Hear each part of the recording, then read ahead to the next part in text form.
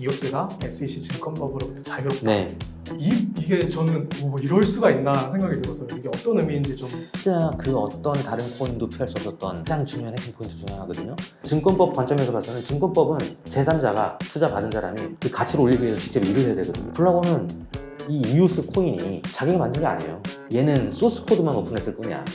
여기는 커뮤니티가 만든 거예요. 그러니까 이오스는 그냥 SEC 관점에서 보면은 투자 받아서 생긴 게 아니라 그냥 자생적으로 생긴 거예요.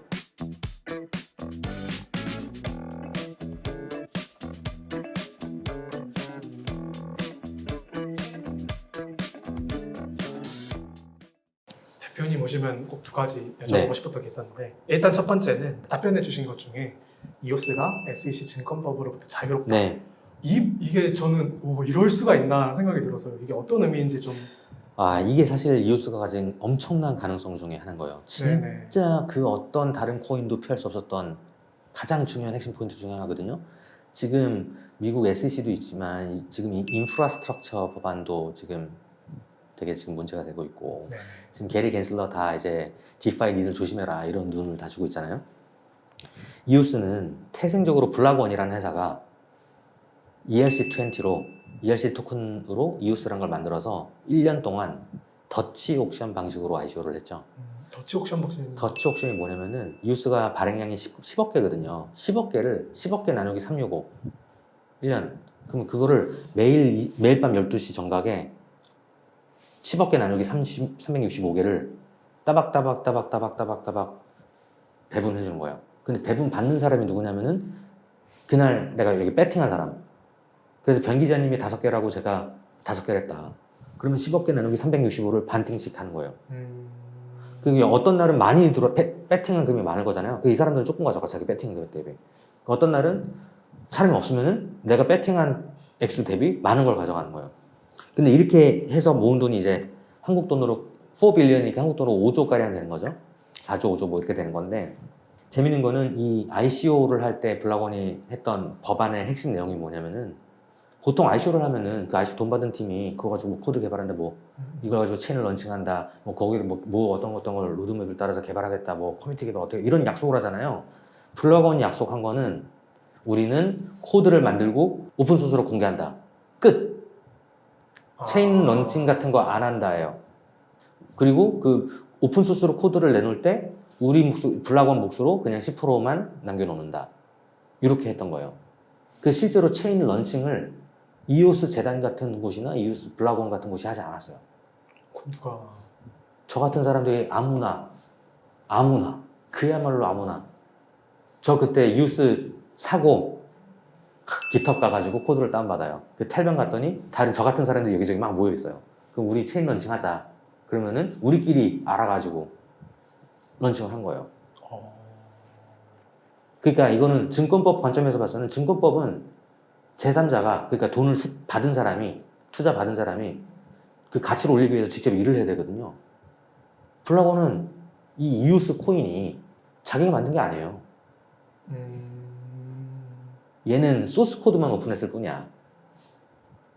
여기는 커뮤니티가 만든 거예요.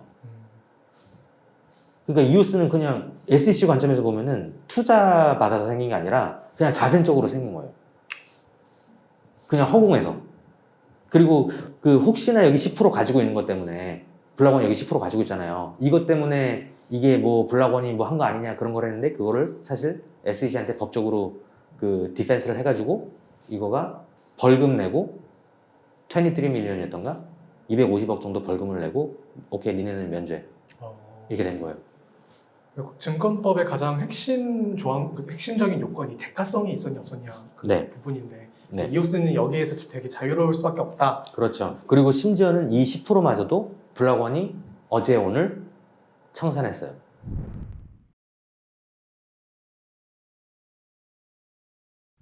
네, 제가 좀 더 다른 질문 여쭤보고 싶었던 게, 이제 어제 뉴스를 보니까 네, 이오스 커뮤니티가 블록원이 보유 중인 이오스 물량을 동결시켰다, 이런 맞습니다. 보도가 나오더라고요. 네. 제가 이것만 보고서는 이게 어떤 의미인지 잘 음. 이해가 안 돼서, 혹시 이거는 어떤 사건이에요? 이것도 굉장히 긴 히스토리가 있어요.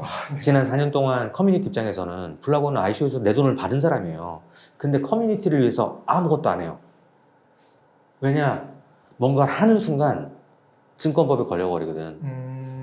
그리고 블로거는 5조를 했기 때문에 얘네가 이걸 하려 그러면 SEC 같은 규제기관이 얼마나 얘를 너 실수만 해봐 내가 너 당장 때려잡을 테니까 이런 눈으로 받겠어요. 그러니까 얘네들은 뭘 하든 뭘 할 수가 없어요. 그 여기 블로거는 이제 법무팀이 엄청 세지는 거죠. 그러니까 얘는 아무것도 손발이 묶이고 아무것도 못 하고 있고 그동안에 이웃 커뮤니티에서는 이제 돈은 다 이제 투표 보상으로 가버리고 사실 그 외에서 돈이 자금이 유통이 되면서 거기서 뎁들도 개발이 되고 해야 되는데 그런 돈이 안 도는데 블락원들도 여기다가 이제 투자를 해주고 이러길 바랬는데 안 한 거죠.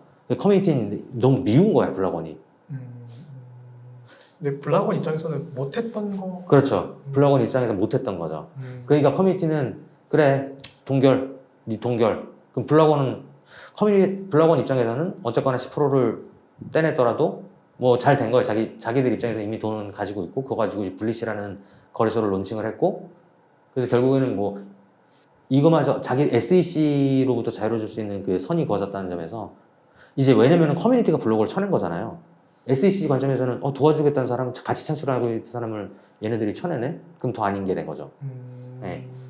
그러니까 SEC가 12개월 건덕지 자체가 사라지고 그렇죠. 오히려 이오스 생태계에선 좋은 소식이다 이렇게 네. 봐야 되는 건가요? 그렇죠. 블락원이 이오스하고 연관성을 끊으면 끊을수록 이오스는 좋죠. 근데 형식적으로 표면적으로 드러난 그런 건 그런데 어쨌거나 블리시하고 또 관계를 맺고 있거든요. 그러니까 결국에는 블락원 지분마저도 없어지면서 이제 이웃은 완전히 이제 그 증권법으로부터 자유로운 게 된 거죠. 사실 이제 이오스를 개발한 사람 중에 하나인 댄 라리머인가요? 이제 예전에 뉴스를 봤을 때는 이 사람이 이제 블락원에 나왔다. 그래서 이게 안 좋은 소식인가 했었는데 이런 걸 듣다 보니까 오히려 댄 라리머도 커뮤니티에서 더 활동하고 싶어서 나온 그런 완전 그렇죠. 사실 댄 라리머가 지난 4년도 얼마나 답답했겠어요. 우리도 커뮤니티 답답하고 블락원은 무슨 말을 못해요. 왜냐면은 증권법은 이를테면 SEC 웹사이트 가보면 아시겠지만 거기는 공시 플랫폼이거든요. 그러니까 증권법 내가 무슨 회사야 그러면은 거기부터 공시를 해야 돼요. 내가 보도자료 내기 전에 일단 여기부터 해야 돼. 그러니까 블락원 입장에서는 커뮤니티랑 뭘 하려고 그러면 얘네한테 뭘 말해주고 소통하기 전에 먼저 저게 되게 돼. 그런 거죠. 그럼 그 안에서 댄 레리머가 CEO로 있어요. 뭘 할 수 있겠어요? 못하죠. 이제 야, 나 못하겠다. 나 블락원 지분이고 뭐고 포기하고 나 커뮤니티 나올래. 해서 나온 거예요.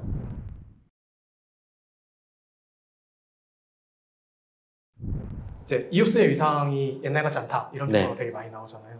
대표님 보시기에 이오스가 옛날 위상을 다시 찾을 수 있을지 어떻게 성장할 것 같은지 전망을 좀 얘기해 주시면 저는 정말 그 운이라는 걸 요새 되게 많이 느끼는 것 같아요. 운. 사실 사업도 성공하신 창업자분들한테 물어보세요. 당신 실력이 100%냐 그러면 실력이 100%라고 말한 사람 단 한 명도 없을 거예요. 다 타이밍이고 운이거든요. 저는 사실 지금 세계에서 불고 있는 BTS, 뭐 오징어 게임, 뭐 지옥, 그리고 뭐 삼성전자, 뭐 한국의 의료기술 이런 완전 어딜 가나 완전 K 열풍이 불고 있잖아요. 이거가 저는 한국의 때가 왔다라고 믿는 거예요. 실제로 그렇게도 한국의 국운이라는 게 지금 형성이 되고 있다고 저는 생각해요. 마찬가지로 여기도 이웃에서 불고 있는 것도 이를테면은 K보트도 어떻게 하다 보니 스타크래프트처럼 한국에 들어오고 있는 운이라고 생각을 하거든요. 그 지난 4년 동안에 이웃의 위상이 되게 변했다라고 하는데 그 기간은 뭐냐면은 마치 미운 오리 새끼가 백조가 되기 직전에 겪어했던 그런 어두웠던 시간들이라고 생각하고 또 한편 출애굽에서 모세가 그 적과 꿀이 흐르는 가나안 땅에 가기 전에 40년 동안 광야에서 고생하잖아요. 그 시간이었다라고 생각을 해요. 그래서 지금 뭔가가 알을 깨고 부화하려고 하고 있고 그 시작이 바로 한국이다. 그게 제가 드리고 싶은 말씀이에요. 적과 꿀을 앞두고 있는 이오스. 맞습니다. 알겠습니다. 그럼 혹시 제가 질문으로 다 담지 못했던 대표님께서 말씀하시고 싶으신 사항 있으면 말씀해 주시면 좋을 것 같아요. 이오스 가시죠. 다 들으셨으면은 재밌게 들으셨을 것 같은데 저는 진짜 이게 운명적으로 그거 많이 느끼는 것 같아요. 정말 이게 이렇게 풀리는구나. 이오스는 영혼이 있는 블록체인이다. 이제 앞으로 점점 SEC의 규제의 숨통이 쥐어져 오면 쥐어져올수록 그리고 익명의 고래들이 어떤 일을 하는지 아무도 모르는 것에 대한 문제제기가 늘어나면 늘어날수록 이 뉴스는 장기적으로 빛을 발할 수밖에 없다. 네. 알겠습니다. 감사합니다.